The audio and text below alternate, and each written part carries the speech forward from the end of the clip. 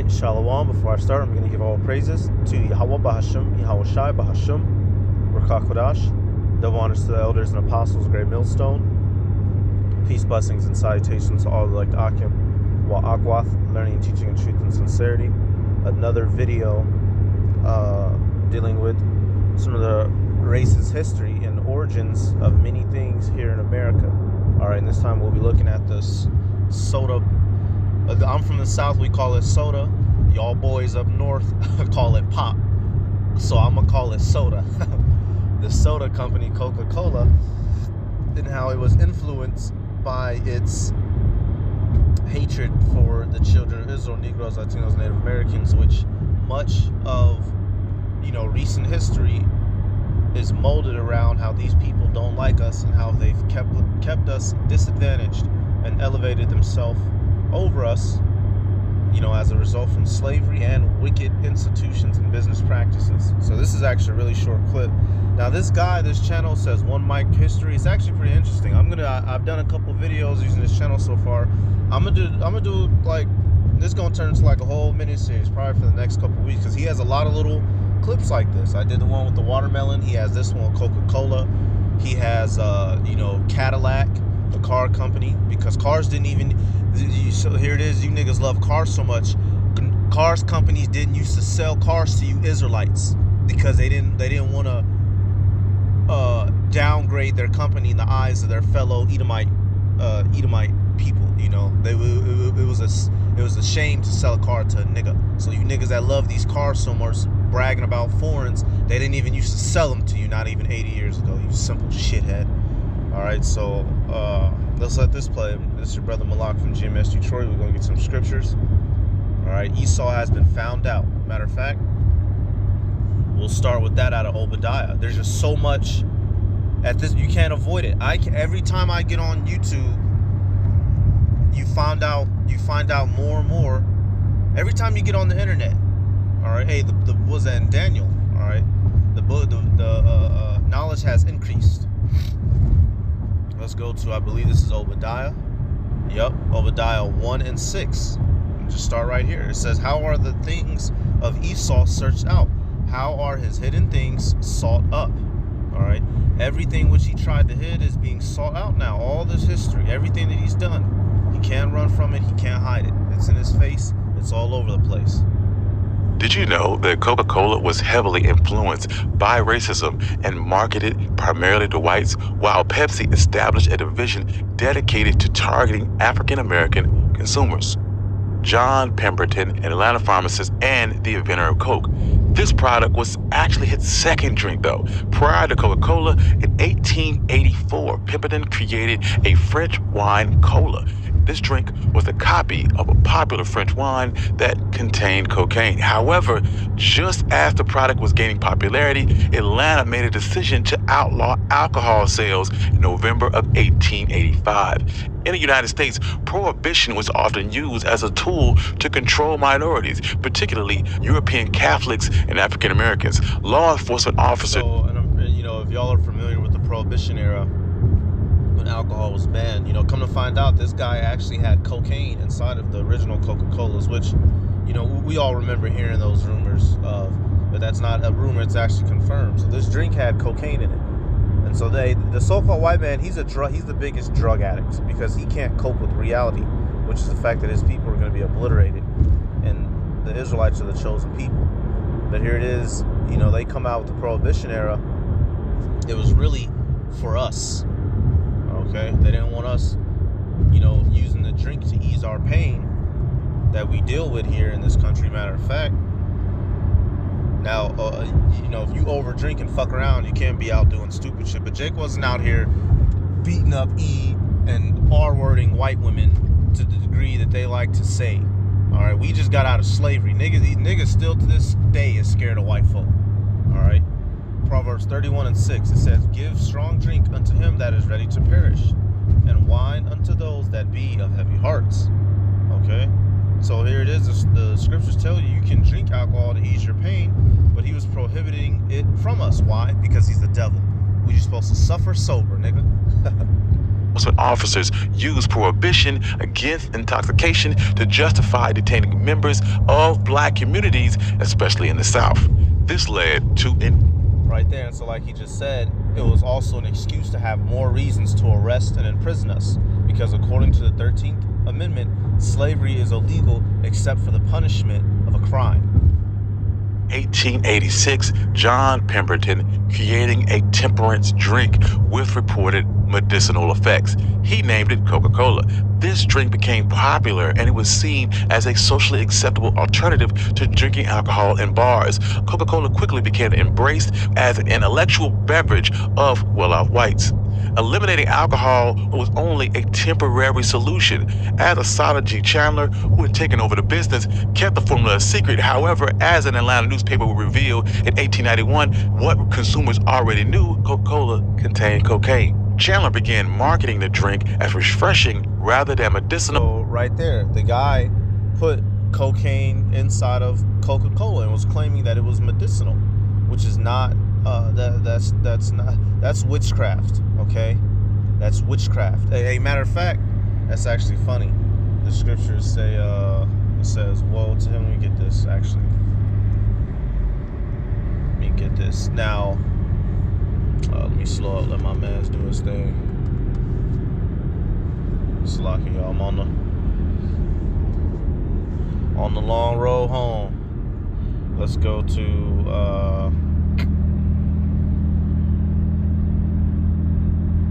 Okay, I want to deal with, let's deal with Habakkuk 2 and 15. So Habakkuk 2 and 15, it says, "Woe unto him that giveth his neighbor drink, that puttest thy bottle to him, and makest him drunken also, that thou mayest look on their nakedness." Now, literally, getting somebody all niced up to overcome them, that's going off. And that's on the flip side, in which that's the main reason. See, because 20 years ago, it was illegal to smoke all that marijuana, to be an opioid head, if you will, when it was dealing with us, the niggas in the hood, the crap epidemic. We was going to jail and getting locked up. But now Esau has made it more permissible. They have I don't want to call them halfway houses, but they have places where if you're a drug addict, you can go shoot up safely. They got your needle wrapped in plastic, clean and sterile, ready to go. Got places you can sleep, get you a little bag of chips, all right, hump on one of the little homeless ladies and shoot up and carry on about your homeless day. All right, this man, he is allowing people to become inebriated and under the influence so that he can have easier control over the population. And somebody was thinking about at camp, really a lot of this whole alphabet community, love is love, body weight acceptance, you can be fucking 500 pounds, then believe you're a dog. Esau's just making it easier to come in with the flood. He needed to break down these Americans to the weakest degree he could, and we're seeing it now. All right, and just taking it back to that Coca-Cola, you can't be putting no drugs and no shit and giving that to people. All right, and then spiritually, he gives you his drink by what? His way of his philosophies. And you can see that with the Arabs. Here it is. You'll have a Arab family come over here. Everybody head wrapped up, covered up. Man, get them motherfuckers 3 years, man. They daughter's going to be out shaking it in the club. One of them on me. All right. And the son's going to be a bunch of little F-ups. Matter of fact, actually, it's like, I'm talking a lot. But here in Michigan, in Dearborn, the highest Arab-American concentration, you have a secretly known drug epidemic among the Arabs, specifically pill poppers. All right, them boys be passing out in their cars, dying in them. A lot of Arabs are starting to get addicted to Percocets, Vicodins, prescription pills, and there's a little mini epidemic that they've been trying to keep under the rug hard. But if you have any, if you have Arab friends, or if you know anybody, they'll tell you outright it's actually pretty damn bad. Let's let it play. Okay, Chandler began marketing the drink as refreshing rather than medicinal and managed to survive the controversy. But concerns erupted again after the company began distributing distinctive glass bottles in 1899, making it easily accessible to people of all races. Middle-class whites worried that the soft drink was contributing to the rise of cocaine use among African Americans. Southern newspapers reported Negro coke fiends were raping white women, and the police were seemingly powerless to stop them. So right there, Slocky, y'all, they were saying that we were just, now they're saying since they put the cocaine in the Coca-Colas, it was fueling us Israelites to go around beat people up and R-word white women, which is a bunch of BS, because here it is, at the same time, they used to give slaves cocaine. Matter of fact, let me see if I can find it. They would give slaves cocaine to make them more productive. Wow, y'all, actually, I found something to be a little bit different. Actually, right here, oh, damn, there's a crash over there. I typed in, was we using, did they give it to slaves, right? It says the hidden epidemic, opiate addiction, and cocaine use in the South. Now, right here, let me see. Even right here, they go on to admit that it looks like that Esau has always been lying about us, the Israelites, and drugs, right? So actually, we're going to zoom in. This looks like the first page of the little article. It says the hidden epidemic, opiate addiction, and the cocaine use in the South, 1860 to 1920. It says one of the many memorable characters. Oh, damn. One of the many memorable. Let me see if I can. Okay, this will make it easier. One of the many memorable characters in Harper Lee's novel To Kill a Mockingbird is an aged morphine addict, Mrs. Henry Lafayette. Okay, we don't need that. We're gonna skip down to.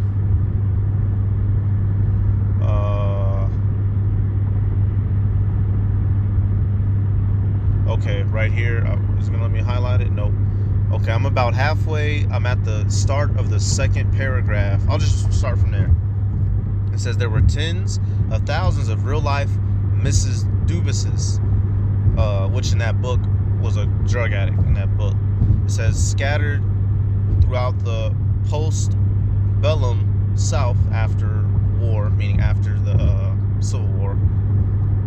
With the possible exception of the Chinese, Southern whites had the highest addiction rate of any racial group, regional racial group in the country, and perhaps one of the highest in the world.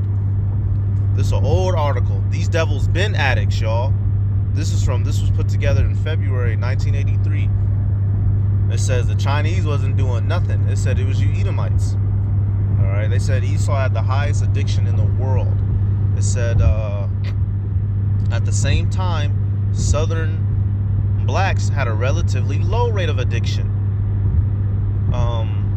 At least with respect to opiates, blacks, when they used drugs at all, tended to use cocaine. It had been alleged and heatedly denied that black cocaine use manifested itself in a major crime wave around the turn of the century. It says, even discounting these reports, it is apparent that the postbellum South had an unusually severe narcotic problem characterized by racial preferences for different drugs. So even right here, they told you, look, this is a story that was always pushed. Oh, N-words would do drugs, and it was a crime wave. No, but it was you Edomites who had the highest use. And I just found this by accident. I typed in were slaves given cocaine, and happened to come across this. If I can find that in another article, I will. But this is from it says what? JSTOR.org. All right, so we'll just come back. Actually, Salakia, y'all. Powerless to stop them. By 1903, Chandler responded to these white fears and a wave of anti-narcotics legislation by removing cocaine and adding sugar and caffeine. Coca-Cola's recipe was not the only thing influenced by racism. During the 1920s and 30s, Coca-Cola was heavily influenced by white supremacy, and this manifested itself in their lack of targeting of black consumers. Coca-Cola would go as far as introducing double-sided vending machines, one side for black Americans and another side for white Americans. Meanwhile, they hated us so much they didn't even want us using the same side vending machine. Just petty bunch of bastards. Pepsi was the second largest drink company in the country and attempting to compete with Coca-Cola by offering a sweeter product in a larger bottle for the same price. Despite their best efforts, they still trailed behind Coca-Cola into the 1940s. To gain a competitive edge, Pepsi CEO Walter S. Mack hired a team of African Americans to create a Negro Markets department aimed at marketing to African Americans. Into the late 1940s, Pepsi began a marketing campaign targeted at African American consumers in the Southern Black Belt and in northern urban areas. They hired Duke Ellington as a spokesperson, ran ads in black publications, and set up special point-of-purchase displays in stores frequented by African Americans. However, as a result, some Americans began to associate Pepsi with black people, and Pepsi quickly. And ain't this the truth, you know, even still to this day? So here it is. Coca-Cola was the leading company, and Pepsi wanted to compete. So what they do, they started selling to you niggas. And you know, now they're both dark drinks, but Pepsi, you know, hey, Pepsi's known for niggas, being for niggas, and Coca-Cola's known for what? Being for E. So here it is. They didn't sell to you because they cared about you, Jake. They just wanted to win against their own competitors. This is our constant history. We are used and abused. Nothing is done for our actual benefit or true consideration. We are tools in the hands of these devils, being manipulated to make their lives easier and better, while you will suffer the more. All right here, this is one of my favorites. These couple verses describe Esau to a T, but we gonna zero in on verse 20. Matter of fact, we'll go 27 through 28. Sirach 19. This is actually probably, this is 19 is probably 12, 19. Are probably two of my favorite chapters in the book of Sirach. So it says, 27, casting down his countenance and making as if he heard not. Where he is not known, he will do thee a mischief before thou be aware. And if for want of power he be hindered from sinning, yet when he findeth opportunity, he will do evil. That is Edom. He didn't sell you those drinks because he cared about you niggas. He wanted to get power. He wanted to get over his fellow competitors. So he started selling to you niggas. He don't do nothing because he cares about us. He'll put down his head. He'll pretend like he's a good person. He'll invite you here. He'll invite you here, there. But really, he's a demon and a monster. All right. But our people have been falling for that same okie doke since day zero. Some Americans began to associate Pepsi with black people, and Pepsi quickly killed the program. However, this image of Coke and Pepsi as white and black drinks continued to persist. It was not long after this that Coke sought to shake their whites-only drink tag and began marketing to African Americans. They also began to support African American organizations and developed a relationship with the NAACP. It took some time, but the new tactic worked. And today, racial lines between soda companies, even in the South, is just a distant. And this goes to show you how strong his media system is. All this guy has to do is put up pictures of a couple niggas sitting next to a couple white boys, you know, or people who appear to be Edomites, you know, so, you know, and racism is fixed. Man, come on, yo. It don't work like that. Them niggas here in this photo went back to the hood. Them other boys went back to where they came from, which was the opposite of hood. All right. It just, man, witchcraft at its finest. Memory. Soft drink companies are now on good terms with one of their largest demographic markets, African Americans. Thank you. I'm your host, Country Boy. Yep, so that's about it. AE. Matter of fact, I'll use this for the thumbnail. Just wanted to show you the history behind Coca-Cola. All right, now they got that white polar bear, which is them still they low-key still trying to keep it white or Edomite, but they use the polar bear to try to mask it a little bit. You know, there's nowhere we can turn. This entire world is just embedded with his hatred for us. Here we go. This was another one that I was thinking of, and of course it's in chapter 12. Yo, I knew I wasn't tripping. All right, so this is we're gonna go 16 through 17. We'll end it with this. Sirach 12:16. It says, "An enemy speaketh sweetly with his lips, but in his heart he imagineth how to throw thee into a pit. He will weep with his eyes, but if he find opportunity, he will not be satisfied with blood. If adversity come upon thee, thou shalt find him there first. And though he pretend to help thee, yet shall he undermine thee. That is this man's entire MO against us, modus operandi. And we just seen it with this Coca-Cola company. He wasn't helping us because he cared about us. In which the chemicals in Coca-Cola is strong enough to melt battery acid. That shit. Hey, look, y'all. If you in this, hey, honestly, y'all, if soda hasn't been cut out from your diet already, you need to at least minimize that shit to like once a week. I'm not, I can't control what goes in nobody's mouth, but think about your health. All right, long term. If anything, a better replacement for soda and pop is sparkling water, y'all. Sparkling water still ain't 100% good, but it's nowhere near as fucking deadly as soda. You can get you some sparkling water if you still like that carbonated taste. You can get you flavored sparkling waters. But soda, not only is it it's a killer of your teeth, and it's a killer of your insides, and he only started selling it to us to make money off of us. He doesn't care about us. It was all to get the upper leg. All right, so I'm going to give all praises to Yahweh, Bahashim, Yahweh Shai, Bahashim, Rakakodash, to honors to the elders and apostles, a great millstone. Peace, blessings, and salutations to all like Akim Akwath, learning, teaching, and truth and sincerity. Shalom.